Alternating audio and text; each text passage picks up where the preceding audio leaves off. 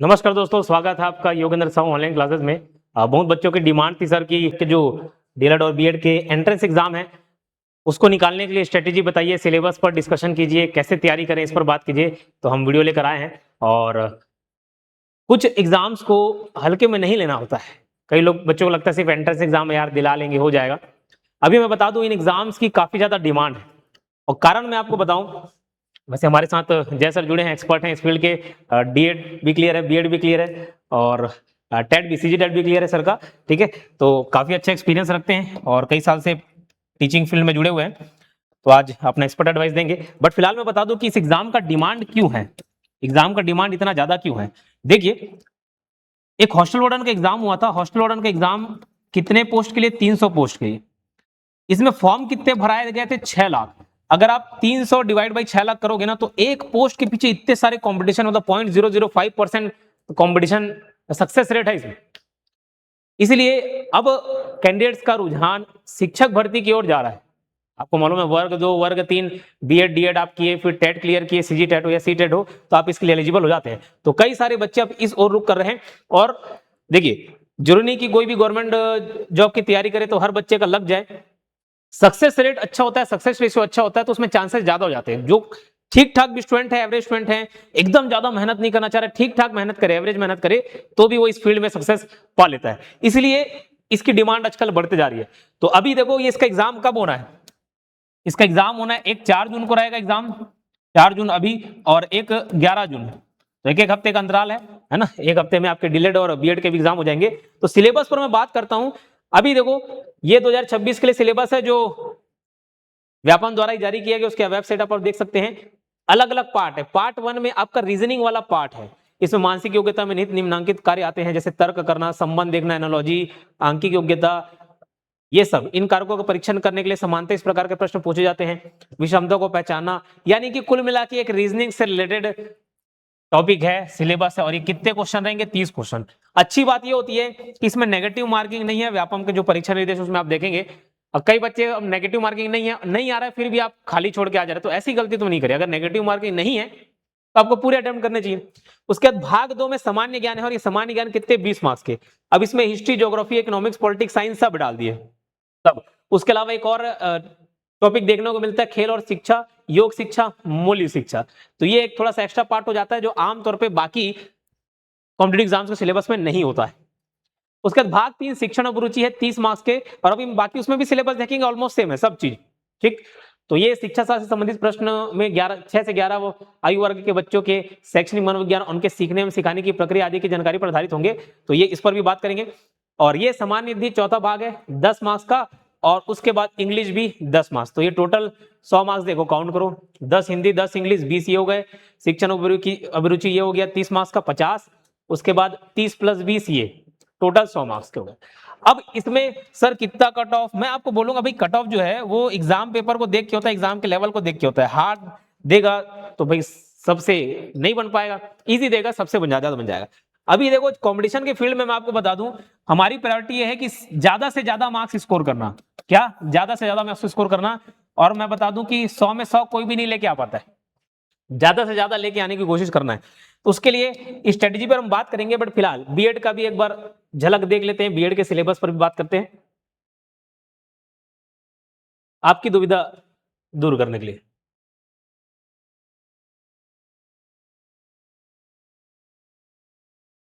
और मैं आपको एक और जानकारी देना चाहूंगा, हमारे संस्था द्वारा प्री बीएड और डीएड के जो डीएलएड के एग्जाम है उसकी तैयारी कराई जा रही है।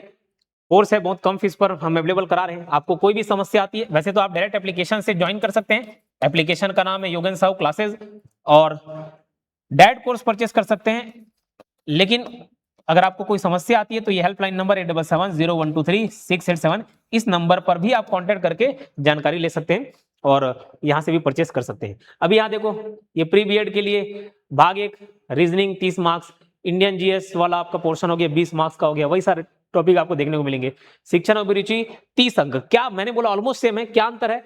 वो 6 से 11 साल, ये 11 से 17 साल, बस थोड़ा सा यहीं पर अंतर आ जाता है। और ये सामान्य हिंदी 10 मार्क्स और इंग्लिश 10 मार्क्स का है। अभी और भी जानकारी आपको जय सर देंगे। ये देखिए, ज्यादा से ज्यादा मार्क्स लाने के लिए आपको क्या करना पड़ेगा। इंडियन जीके का पार्ट देखेंगे, इतना वास्ट सिलेबस है, काफी वास्ट है, उसको खत्म करते करते सालों लग जाते हैं, ठीक है, सालों लग जाते हैं। हिंदी काफी स्कोरिंग सब्जेक्ट रहता है, चाहे आप हिंदी मीडियम के स्टूडेंट हो, इंग्लिश मीडियम के स्टूडेंट हो, बाकी कॉम्पिटेटिव एग्जाम में भी मैं यही सजेशन देता हूं। हाँ, इंग्लिश की बात है, अब कोई इंग्लिश मीडियम का बच्चा हो तो इंग्लिश में स्कोर कर लेगा, लेकिन हिंदी मीडियम का बच्चा थोड़ा सा उसको डिफिकल्टी आती है, तो मैं यहाँ पे इंग्लिश को इस तरीके से पढ़ाता हूँ कि भाई लिमिटेड चीज पढ़ना है और ज्यादा से ज्यादा मार्क्स लेके आना है, और बाकी जितना मेहनत है दूसरे सब्जेक्ट में करेंगे। उसके अलावा आपका जो शिक्षण अभिरुचि है उसमें आप ज्यादा से ज्यादा स्कोर कर सकते हो। रीजनिंग एक इजी सब्जेक्ट होता है, इसमें आप स्कोर कर सकते हो। जो इंडियन जीके का पार्ट है 20 मार्क्स का आना, और इतने 5-5 6-6 अलग अलग सब्जेक्ट, अलग विषय, सालों साल लग जाते हैं तैयारी करने, तो उसमें हमको थोड़ी स्मार्ट स्ट्रेटेजी अपनानी है, लिमिटेड चीजें पढ़नी, लिमिटेड कंटेंट, लिमिटेड टॉपिक, ठीक। तो आप कोर्स परचेस करके अपनी तैयारी मजबूत कर सकते हैं। और ये जो कोर्स है, ऐसा नहीं कि बीएड वाला खरीदे तो डीएड में काम नहीं आएगा, डीएलएड बीएड दोनों में काम आना है, कोई भी एक सिंगल कोर्स परचेस करें और आगे चल के आपके टेट एग्जाम में, उसके अलावा शिक्षक भर्ती, सब में ये काम आना है, तो अभी से आप तैयारी शुरुआत कर सकते हैं। सर ये माइक।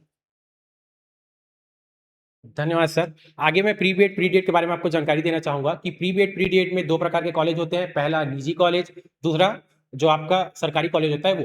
तो क्या होता है, अगर आप निजी कॉलेज से करते हैं प्री बीएड प्री डीएड में अगर कम नंबर आता है तो आपको निजी कॉलेज मिलता है। सरकारी कॉलेज तभी मिलेगा जब आप टॉप करेंगे या आपका नंबर टॉप लिस्ट में होगा। तो आपको ट्राई करना है कि ज्यादा से ज्यादा नंबर आप लाएं और आपको गवर्नमेंट कॉलेज मिले, क्योंकि आपको पता है गवर्नमेंट कॉलेज फ्री में हो जाता है, प्राइवेट कॉलेज में बहुत पैसे लगते हैं। बीएड का फीस सबको पता है, बताने की जरूरत नहीं है। अगर नंबर कम आता है तो आपका बीएड करने का चांस कम हो जाएगा, क्योंकि हमारे छत्तीसगढ़ में घर में सबके हालात कैसे होते हैं आपको पता है। तो आपको ट्राई करना है कि जितना ज्यादा नंबर हो सके प्री बीएड प्री डीएड में लाना है। पिछले साल के कटअप के बारे में आप सबको पता होगा, एनालाइज आप करके देख चुके होंगे कि कितना हाई जा रहा है कटअप। पहले इसका मांग नहीं था, 18 19 20 21 तक नहीं था, लेकिन जैसे ही अचानक शिक्षक भर्ती का मांग उठा उसके बाद इसका मांग बढ़ गया है। और पहले क्या होता था कि जो आपका डीएड है वो आपका, लोग बीएड को ना करके बीएड को प्रीफरेंस देते, क्योंकि उसमें वर्ग 3 2 1 तीनों में डाल लेते थे। लेकिन अभी जो नया नियम आया है उसमें डीएड को वर्ग 3 में किया गया है और बीएड को बाहर कर दिया है। तो अब क्या होता है कि आपका डीएड में भी मांग बढ़ चुका है, तो डीएड में भी कंपटीशन होता है अब, और आपका बीएड में भी होता है। अब आपको मैं एक प्लस पॉइंट बता दूं